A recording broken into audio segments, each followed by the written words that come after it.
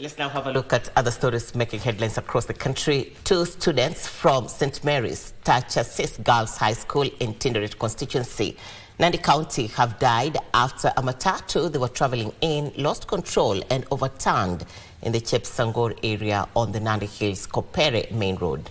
These and other stories in our county news roundup by Tess Mutai. Nandi County Chief Health Officer Frederick Kiptum said 7 students have been admitted to Kapsabet Referral Hospital and others are being treated at various hospitals in Nandi Hills and Eldoret Uasin Gishu County.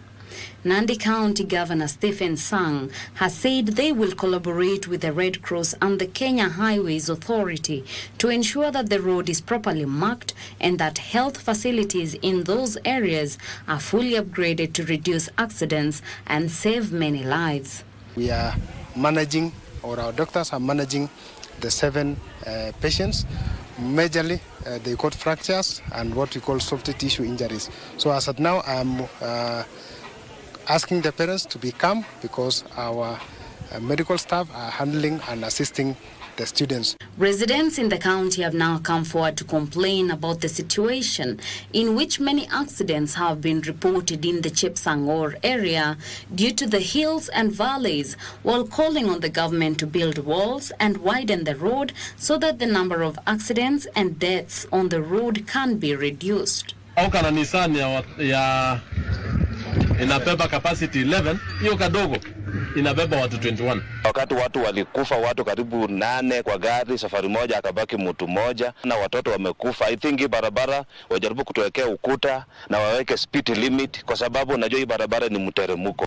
Elsewhere, Deputy Chief of Staff in the Executive Office of the President, Performance and Delivery Management, Eliud Owalo, announced a new approach to performance management in government organizations, emphasizing accountability and efficiency. He made the remarks at the Kenya Ports Authority headquarters in Mombasa County. We want to ensure that the project is as objective as possible, so that those organizations which excel in performance also attract certain rewards, including but not limited to enhancement of budgetary provisions that are approved for each financial year.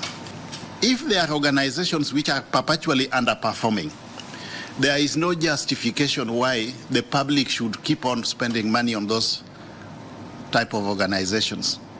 They should be allowed to die their natural death. Still in Mombasa County, Executive Committee Member for Transport and Infrastructure Daniel Manyala has called on developers to engage only engineers certified and registered by the Engineers Board of Kenya to ensure structural integrity and compliance with building regulations.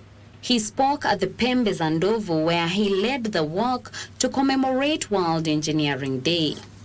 In many places where we've had problems of building collapsing, if you look properly, you find that the due process was not followed during the approval process, or even after the approval process.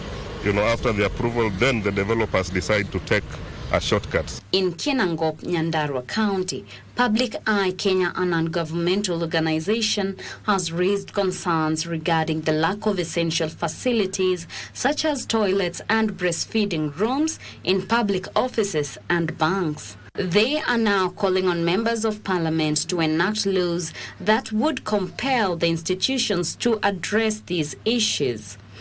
Ndio tunahimiza kwa kufuatilia kwa mabenki na pahali huduma za umma zinapewana kuwe na hizo huduma, kwa sababu hata kuna wale walemavu ambao wangetaka hizi kuwa na shughulikiwa. For Prime Edition, I am Teresa Mutai.